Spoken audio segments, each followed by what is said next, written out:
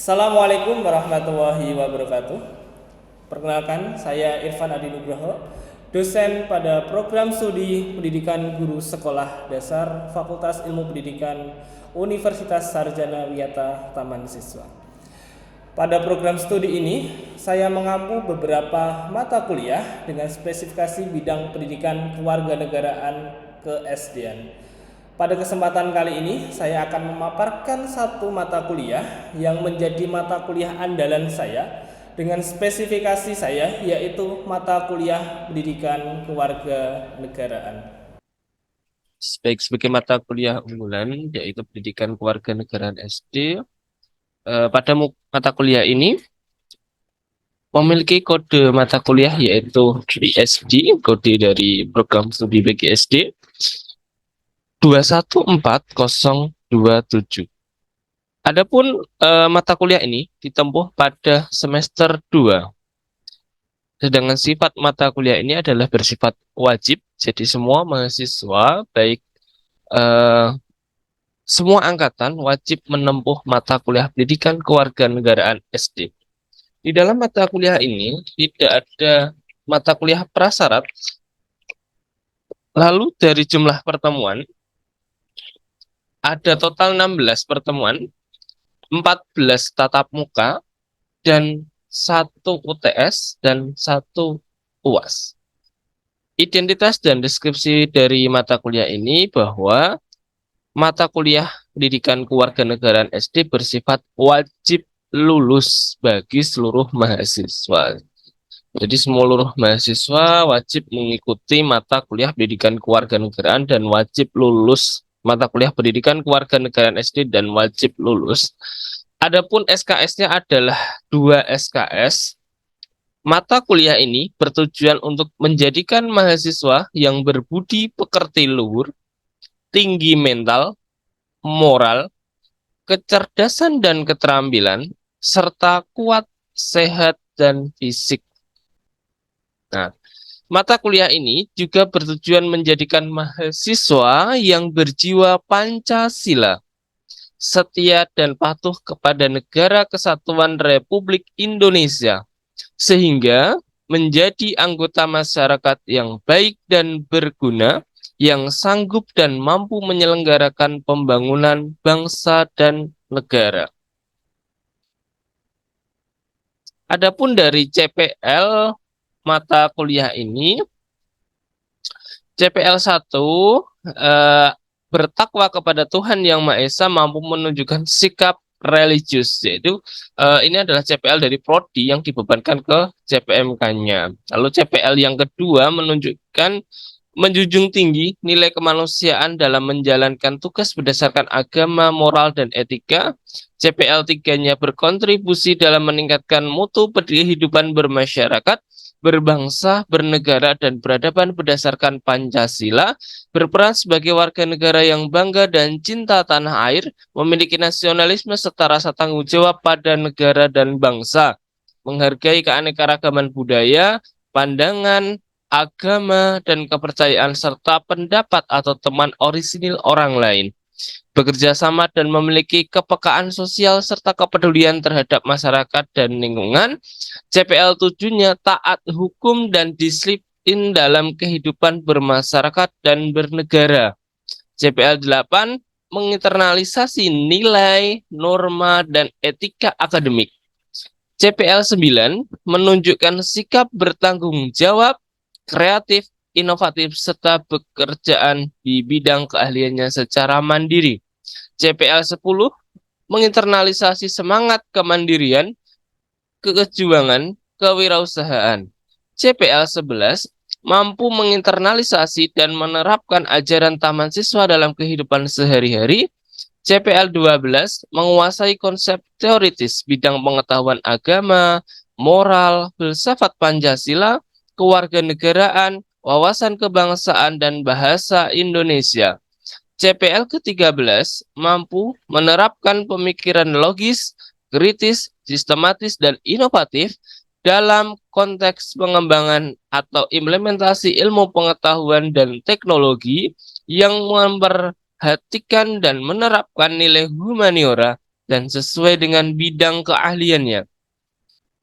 YPL ke-14 mampu mengkaji implementasi pengembangan atau implementasi ilmu pengetahuan dan teknologi yang memperhatikan dan menerapkan nilai humaniora sesuai dengan keahliannya berdasarkan kaidah, tata cara, dan etika ilmiah dalam rangka menghasilkan solusi, gagasan, serta atau kritik seni. Sedangkan CPL ke-15 yang terakhir mampu menerapkan nilai budi pekerti dan karakter Pancasila dalam semua aspek kehidupan serta memiliki keterampilan abad 21. Sedangkan capaian pembelajaran dari mata kuliah ini, CPMK 1-nya adalah menginternalisasi dan menerapkan materi pendidikan kewarganegaraan sekolah dasar sesuai dengan CPL. CPMK 2 menguasai konsep, pedoman, dan makna pendidikan kewarganegaraan sekolah dasar serta relevansinya secara informatif serta sesuai perkembangan zaman. CPMK 3 mampu menerapkan pemikiran logis, kritis, sistematis, dan inovatif sesuai dengan bidang keahliannya. CPMK keempat menerapkan budi pekerti dan mengaplikasikan materi kewarganegaraan SD pada bidangnya dalam menyelesaikan masalah di lingkungan sekitar. Masuk dalam sub CPMK, ada 14 sub CPMK. Yang pertama, mampu menganalisis dan memahami norma serta peraturan. Sub CPMK 2 mampu mengaji dan menganalisis hak serta kewajiban. Sub CPMK 3 mampu mengaji dan memahami demokrasi. Sub CPMK 4 mampu melakukan dan menelaah harga diri di lingkungan sekitar.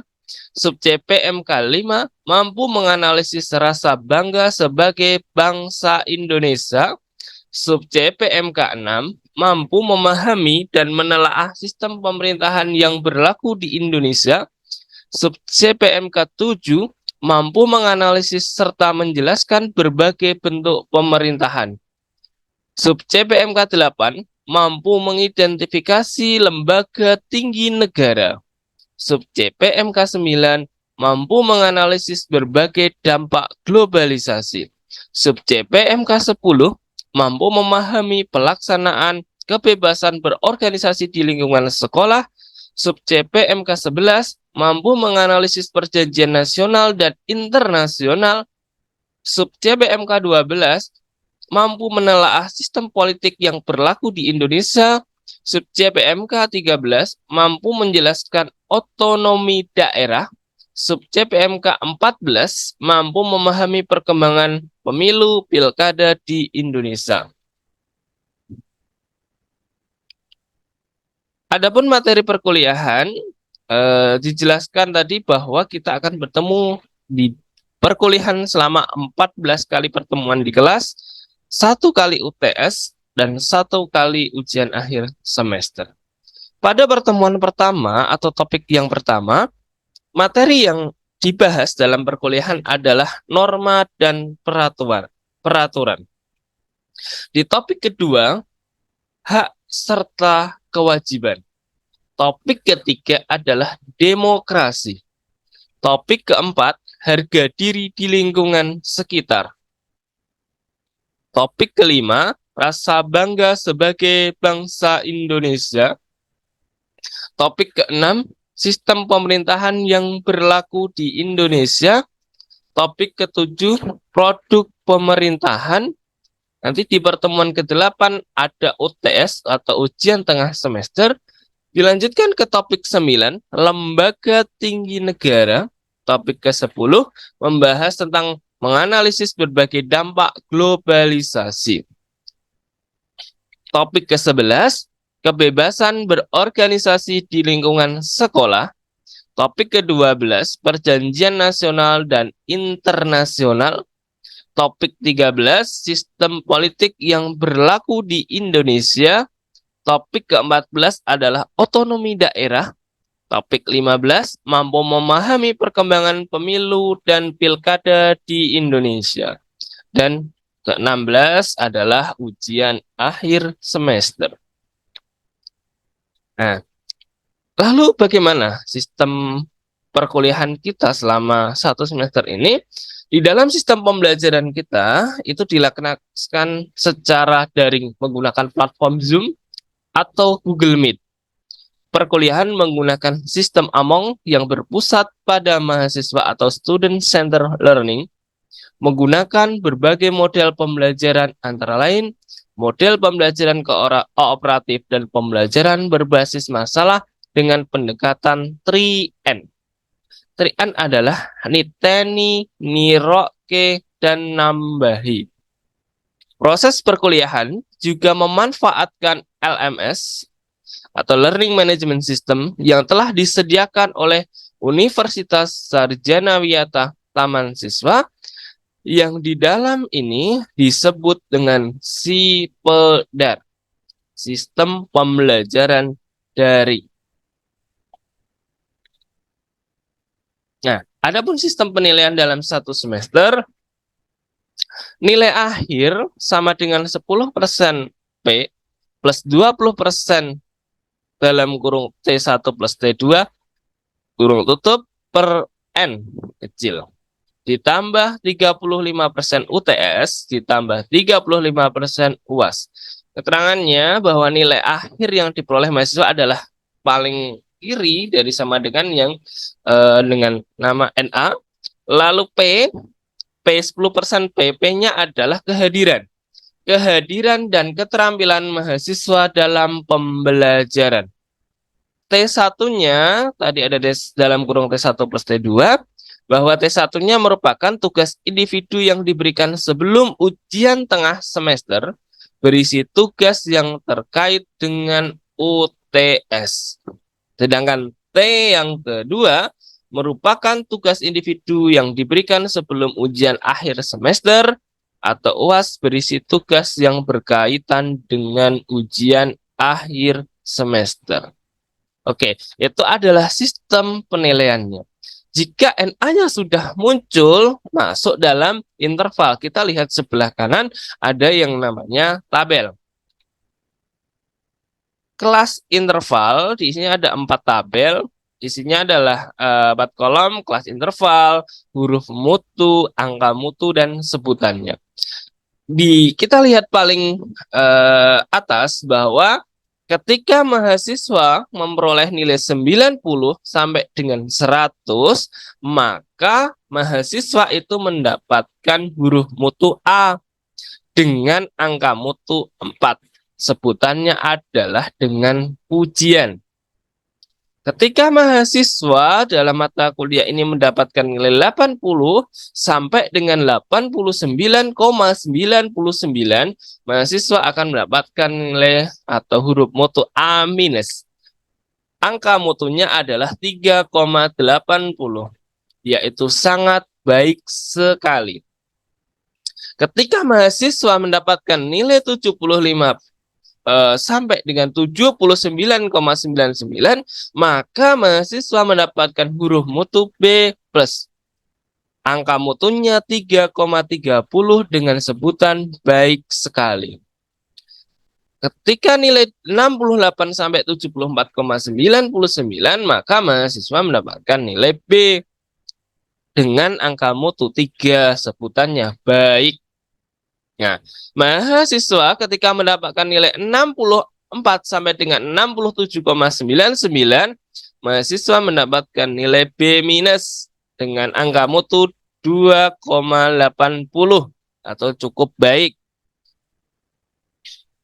Ketika mahasiswa dapat 60 sampai 63,99, namanya C+ atau angkanya adalah 2,30 lebih dari cukup. 56 sampai 59,99 adalah C dengan angka mutu 2, nilainya cukup. 40 sampai 55,99 nilainya D, angka mutunya 1 kurang. Nah, kalau mahasiswa mendapatkan nilai 0 sampai dengan 39,99, hurufnya adalah angka mutunya 0, sebutannya gagal, jadi perkuliahannya gagal, tidak mendapatkan nilai yang paling jelek di sini yaitu E. Assalamualaikum warahmatullahi wabarakatuh. Waalaikumsalam Waalaikumsalam warahmatullahi wabarakatuh. Selamat pagi, salam dan bahagia. Selamat pagi, Pak. pagi, Pak. Salam. Salam. Baik, untuk mengawali pertemuan pada pagi hari ini, mari kita berdoa menurut agama dan kepercayaan masing-masing agar apa yang kita pelajari pada pagi hari ini dapat bermanfaat. Berdoa mulai.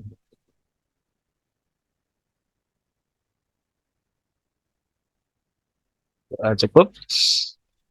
Gimana kabarnya? Sehat semua? Alhamdulillah, Pak. Sehat, Pak. Ini hadir semua ya. Ada Mbak Devina, Mbak Naila, Mbak Rahmata, dan Mbak Nunik.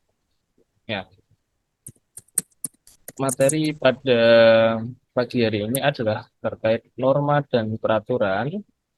Nah, pada perkuliahan pagi hari ini kita menggunakan padlet.com, di mana di dalam aplikasi ini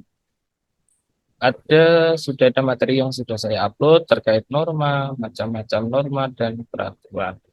Ya, masuk di materi yang pertama, bahwa norma adalah aturan, standar, ukuran. Norma merupakan sesuatu yang sudah pasti yang dapat kita pakai untuk membandingkan sesuatu yang lain, yang hakikatnya besar kecilnya, ukuran, kualitas, kita ragu-ragu. Jadi norma adalah sesuatu aturan, standar, atau ukuran yang itu kita bisa mengukur kebaikan atau keburukan suatu perbuatan. Jadi yang namanya norma adalah sesuatu yang telah kita gunakan untuk mengukur sesuatu itu baik atau buruk. Jadi kalau ada kegiatan baik di kampus atau di luar kampus yang kira-kira jika dilihat dari norma itu adalah sesuatu yang baik dan diukur secara umum, maka itu namanya norma yang baik. Kalau yang sesuatu itu perbuatannya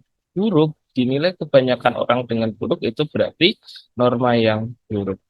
Nah, ketika masuk di macam-macam norma, jadi norma itu bukan hanya satu, ada norma agama, norma kesusilaan, norma kesopanan, dan norma hukum digolongkan sebagai norma umum. Jadi norma hukum itu digunakan sebagai norma hukum. Nah, ini norma hukum adalah aturan-aturan yang dibuat oleh lembaga negara yang berwenang, yang mengikat dan bersifat memaksa demi mewujudkan ketertiban masyarakat. Sifat memaksa dengan sanksinya yang tegas dan nyata inilah yang merupakan kelebihan norma hukum dibandingkan dengan ketiga norma yang lain. Jadi norma hukum itu sifatnya memaksa. Buktinya apa, teman-teman? Kalau ada di jalan, ada yang namanya hukum lalu lintas, dipaksa untuk memakai helm. Jika tidak memakai helm akan ditilang. Begitupun ketika di lampu merah, dipaksa untuk berhenti ketika lampu itu berwarna merah dan dipaksa berjalan ketika warna itu hijau. Nah, itu adalah bentuk dari norma hukum. Nah, sifatnya itu memaksa. Jadi tidak ada yang ketika merah jalan, kecuali ada tulisan belok kiri jalan terus, itu berbeda lagi. Nah, sifatnya teman-teman dipaksa untuk memakai helm. Mungkin yang ini cewek-cewek, para mahasiswi itu takut kerudungnya rusak gitu ya. Atau yang cowok takut model rambutnya yang naik ke atas itu rusak gitu. Nah, tapi karena ini sifatnya memaksa, maka wajib untuk memakai helm. Lalu norma yang kedua adalah norma kesopanan, di mana norma kesopanan adalah aturan hidup bermasyarakat tentang tingkah laku yang baik dan tidak baik, patut dan tidak patut dilakukan yang berlaku dalam suatu lingkungan masyarakat atau komunitas tertentu. Jadi nilai kesopanan di satu daerah dengan daerah yang lain itu tentu berbeda. Begitupun dengan Misalkan Mbak eh, Rahmatang dari Makassar. Ya, tentu norma yang di sana, norma kesopanan dan norma kesopanan yang ada di Jogja mungkin juga ada perbedaannya karena di lingkungan dan masyarakat tertentu memulai atau mempunyai nilai-nilai yang berbeda. Norma yang ketiga adalah norma kesusilaan, adalah aturan-aturan hidup tentang tingkah laku yang baik dan buruk yang berupa bisikan-bisikan atau suara batin yang berasal dari hati nurani manusia. Berdasarkan kodrat kemanusiaannya, hati nurani setiap manusia menyimpan potensi nilai-nilai kesusilaan. Jadi baik dan buruknya itu dari hatinya. Kalau tadi secara hukum itu diatur oleh negara, kalau secara kesopanan itu cara tata aturan di masyarakat, kalau kesusilaan itu dari dirinya.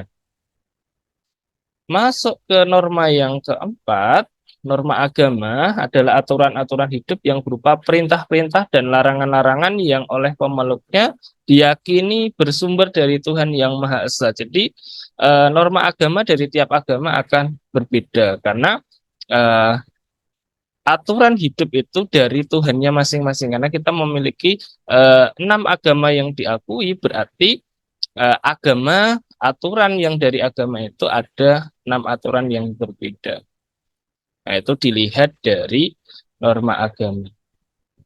Oke, masuk di materi yang kedua, pengertian peraturan bahwa peraturan itu bersifat umum, abstrak, dan terus-menerus. Ini termuat pada pasal 1 angka 2 Undang-Undang Nomor 15 Tahun 2019 yang menjelaskan definisi peraturan perundang-undangan adalah peraturan tertulis yang memuat norma hukum yang mengikat secara umum dan dibentuk atau ditetapkan oleh lembaga negara atau pejabat yang berwenang melalui prosedur yang ditetapkan oleh peraturan perundang-undangan. Jadi peraturan itu sudah ada normanya, itu bagian dari norma. Nah, kalau peraturan di sini yang saya jelaskan tadi adalah peraturan hukum, tentu yang dipakai normanya adalah norma hukum.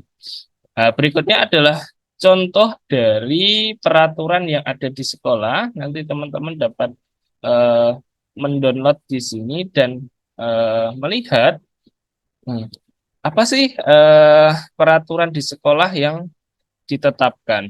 Nah, maka dari itu, selanjutnya silahkan teman-teman semua untuk membuka link yang sudah Bapak bagikan tadi berupa link Padlet yang dimana nanti teman-teman silahkan mengerjakan kuis. Di sini ada 2 kuis.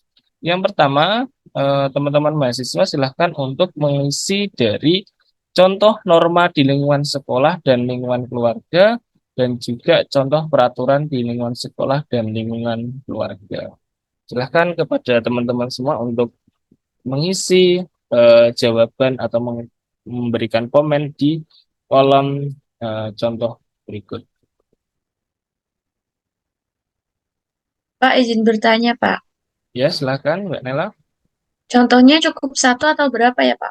Satu saja, Mbak. Ya, terima kasih, Pak. Ya, kembali lagi ya. Terima kasih. Ini saya sudah melihat beberapa jawaban yang masuk. Ada jawaban pertama. Ini ada contoh norma di lingkungan sekolah yaitu tidak berbuat curang atau berbuat kejadian atau ulangan. Kerjaan siapa ini? Jawaban siapa? Saya, Pak. Oh, Mbak Rahma. Oke. Yang kedua, contoh norma di lingkungan keluarga yaitu mengetuk pintu dan mengucapkan salam ketika hendak masuk rumah. Nah, ini jawaban siapa ya? Saya, Pak. Kalau ibu ya, ini yang ketiga Mbak Laila bahwa di sekolah tidak berperilaku kasar kepada guru maupun teman. Ya, Laila menjawab 2 kali. Yang kedua di keluarga menjaga nama baik keluarga secara keseluruhan. Oke. Lalu ini ada jawaban lagi. Contoh norma di lingkungan sekolah berbicara yang baik dan menggunakan bahasa yang halus kepada guru. Ini siapa ya? Saya, Pak. Ya, Mbak Devina.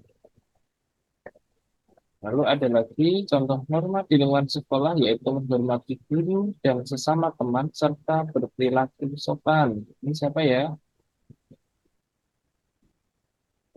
Saya, Pak. Oke, itu contoh dari eh, norma di lingkungan sekolah dan keluarga.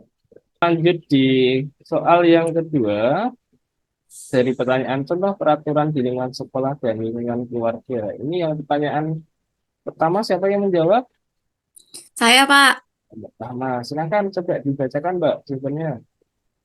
Contoh peraturan di lingkungan sekolah itu eh, seperti tidak boleh membawa handphone. Terus, Terus untuk di lingkungan keluarga sendiri itu peraturannya tidak boleh pulang terlalu larut malam. ini contoh di lingkungan sekolah dan di lingkungan keluarga Mbak Rahma. Selanjutnya Mbak Naila, apa mungkin bisa dibacakan? Baik, Pak. Untuk contoh peraturan di lingkungan sekolah, yaitu siswa harus berpakaian seragam lengkap, bersih, dan rapi.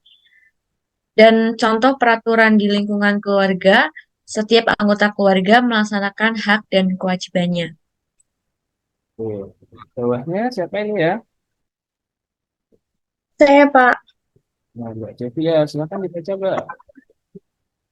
Untuk contoh peraturan di sekolah yaitu datang tepat waktu, kemudian peraturan di lingkungan keluarga yaitu meminta izin saat keluar rumah.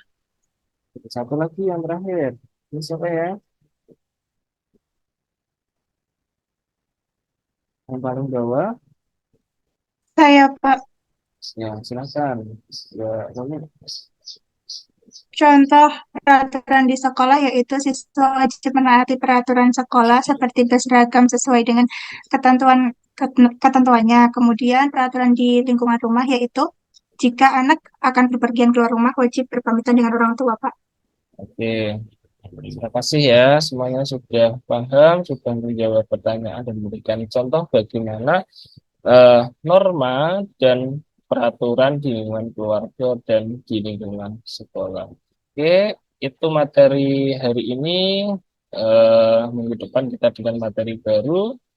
Semoga teman-teman sehat selalu. Kita akhiri pertemuan pada hari ini dengan berdoa, syukur, berdoa mulai. Alhamdulillahirabbil alamin. Terima kasih atas perhatiannya. Assalamualaikum warahmatullahi wabarakatuh. Waalaikumsalam Waalaikumsalam warahmatullahi warahmatullahi wabarakatuh. wabarakatuh. Terima kasih, Pak. Salam. Terima kasih, Pak.